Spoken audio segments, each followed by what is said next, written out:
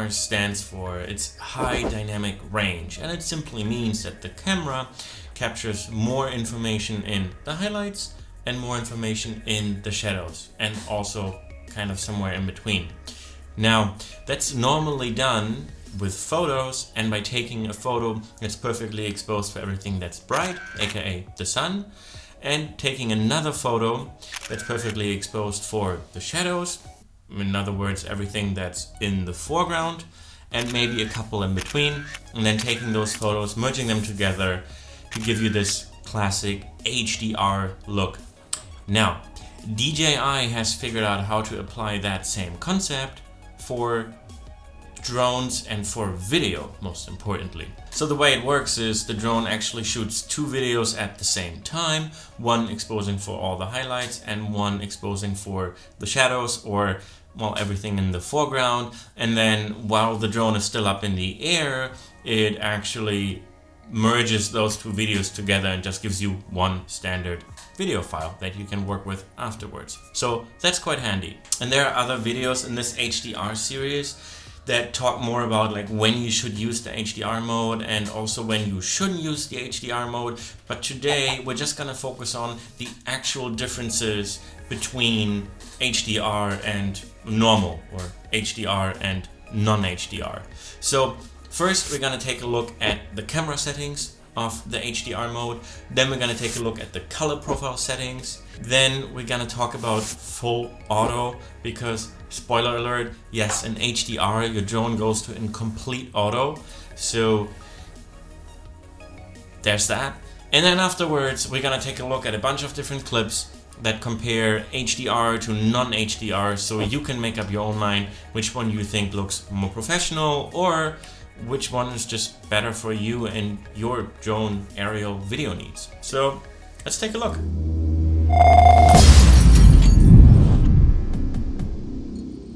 By the way, if you're new here, my name is Dan. I do all sorts of drone related content like video editing tutorials and drone how-tos and epic drone videos. So if that's the kind of stuff that you're into, consider subscribing to the channel and click the little bell icon so that YouTube notifies you whenever I make a new video, which is almost every single week. Now let's talk about HDR versus non-HDR. So if we take a look at our video settings here and we tap the button right above our record button, you can see mine is set to normal and it's currently set to 60 frames per second. I just like to shoot in 60 frames per second because I never really know when something action-packed is going to happen, and if I shoot it in 60 frames per second, then I can slow it down further in post. For example, waves crashing, right? It just looks so much more cinematic and epic if the waves are crashing at 40% of the original speed. It just gives you this smooth, cinematic, whoa kind of look, because you don't really get to see that all the time, right? But then if you switch over here to HDR, you can see that in the background, you can already see that our view changed a little bit and the colors slightly changed a bit, and we're going to talk about that in 1 second. But for now, I just want to point out that in these video settings here that you lose your ability to shoot in more than 30 frames per second. So if we go back to normal here, you can see that you have from 30, 48, 50 and 60. And with HDR, you're simply losing that. And that's simply because, as I mentioned earlier, the drone is recording two videos at the same time. So one exposing for the highlights and again, one exposing for the shadows. So it doesn't have the capability to record two 60 frames per second videos in 4K. The bummer is that this also applies to 1080p. For some reason, they have just limited it to 30 frames per second for HDR, period. Now let's move on to the next difference, which is our color profile. So for starters here, again, I'm in my normal shooting mode at 4K and 60 frames per second.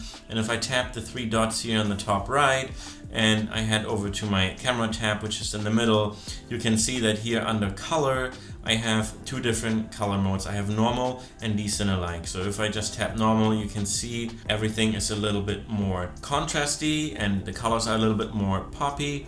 And then if I switch back over to decine-alike, then you can see everything is a little bit more flat and kind of a little bit more gray. But again, we're capturing a higher range that way, and that gives us a little bit more ability to color grade our footage in post. In this normal color profile, everything is already pretty contrasty and the colors are already pretty poppy. So there's not much room for us to change it in post.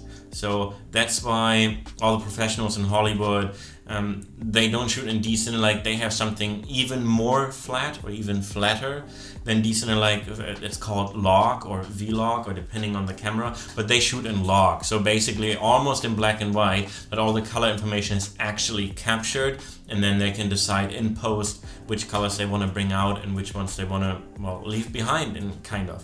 But with your normal color profile, you simply can't do that. And on these entry-level drones like the DJI Mavic Air 2, decine-alike is the closest you can get to a log color profile. So if we compare this to our HDR color profile, again we switch over to HDR, we press the three dots at the top, and you can see under my camera tab in the middle, all I have for my color profile is normal. I can tap it as much as I like. I can't change it. So it's baked in, it's set to normal. There's nothing I can do with it. That means most of the range of your highlights and shadows is gonna be used. So you're gonna have a hard time grading it in post, or an even harder time changing it if you wanted to apply a different look. Now, the reason why HDR mode is pretty much off the table for me is the complete auto mode. So let me just show you what I mean real quick. So here we are in our normal 4K 60 frames per second shooting mode.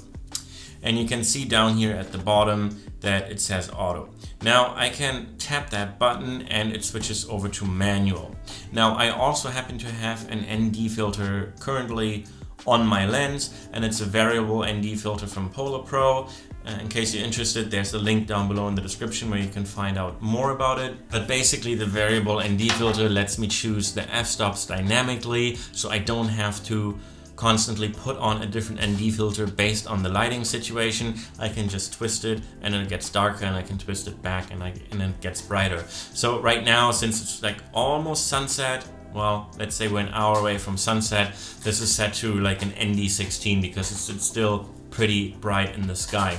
But you can see here that I'm shooting at 60 frames per second, and I can control my shutter speed, and in order to follow the 180-degree rule, I want my shutter speed to be twice that of my frame rate. So in this case, it's 1/120th. So if I were to shoot in 30 frames per second, then I wanted to make sure that my shutter speed is 1/60th, okay? And then I also have control over my ISO. In case I'm a little bit underexposed, I could maybe bump my ISO up to 200. But in general, especially with these entry-level drones, I would really stay away from touching the ISO at all. Like, set it to 100 and don't touch it. Again, you might get away with 200, but anything more than that is gonna give you noisy footage, and in my opinion, unusable footage. So maybe if you really scale it down and you wanna have a small video for Instagram, maybe, but like overall, if you wanna post anything on YouTube or something you would like to enjoy on your 4K TV, don't go past 200 ISO. It's just these small little cameras on those entry-level drones, they're just not made for that. So, and then you also get these little numbers here. Right now it says plus 0.3. So that means we're just slightly tiny bit overexposed, but that kind of makes sense because I'm pointing the camera right at the sun. So if I maybe like point it down a little bit, you can see that now I'm a tiny little bit underexposed. So at least that's the camera telling me how my image is exposed. So if I were to like shoot all the way at the bottom, so now right now I'm just pointing at the garage, and the camera is telling me, hey, you're very underexposed, it's too dark. That's because there's no sunlight reaching this area of the garage. And also I have an ND filter of ND16 on, which is meant for bright daylight, but I'm shooting a very dark, shadowy area, so I'm completely underexposed. And if you're not flying with ND filters, you will be able to fly in manual, but you won't be able to follow the 180-degree shutter rule, because in this case you would be letting way too much light into the sensor and everything would be well overexposed. So in that case you might as well fly in auto.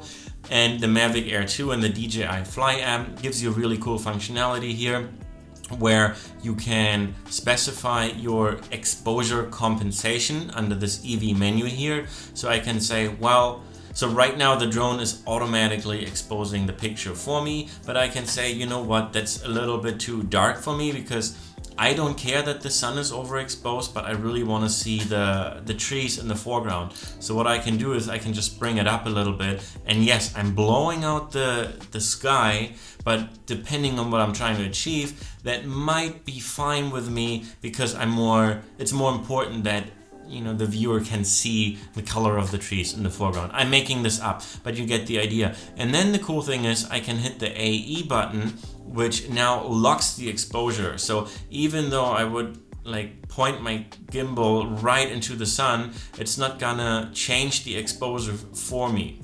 So you can see it is locked into that exposure. If I were to remove my auto exposure lock, then you can see that the camera is constantly trying to re-expose the image as I move my camera around. And since it's set to whatever the perfect exposure the camera thinks is, plus 1.3, you would normally most likely have this on 0, but then you would get the same effect that as you move in and out of the sun, your exposure changes, and that just doesn't look very professional. But for that you have the exposure lock, you can move it up and down and nothing is changing, giving you a much more professional look. Now when we take this over to HDR, you can see all the options at the bottom are completely grayed out. I'm stuck with auto, I don't have my exposure compensation, and I also don't have an exposure lock. So in HDR, as you move your camera around, the camera is constantly re-evaluating what is the best exposure for this image and therefore changing it. And as you can see, as we go into the sun, the trees become darker, and as we get out of the sun, the trees become brighter. And yes, you can see more, that might make sense, but it just doesn't give you a very professional look. And because of this full auto, I'm not going to use HDR anymore. Okay, that's all I have to say about the HDR mode and comparing it to the normal shooting mode. I hope this was somewhat insightful. As promised in the beginning, I'll show you some clips that compare the HDR mode to the D-Cine-like flat color profile and the HDR mode to a graded D-Cine-like clip, so you can make up your own mind and get a little bit of a better understanding what HDR really looks like versus what you can accomplish with a normal shooting mode. So I hope you enjoy these clips. I hope they help you make up your own mind. Let me know in the comments down below which ones you prefer. Maybe HDR is exactly what you need. You get some contrasty colors that you can throw directly on your social media, and that's all you need. So that's perfect. There's gonna be more information about HDR and the HDR capabilities of the DJI Mavic Air 2 on the channel. This is the third or fourth video in the series, so check out the description down below if you are interested in the other videos that talk about when to use it, when not to use it, and what HDR is and how it works, and also some demo reels. And there's gonna be more in this series coming up about how to take HDR photos, which is actually a really cool and one of my favorite HDR features on the DJI Mavic Air. And then there's also going to be a video about color grading your non-HDR footage to make it look like HDR footage, but not sacrificing your precious 60 frames per second. So if you're interested in that, make sure to subscribe to the channel, click the little thumbs up button, and I will see you in the next one.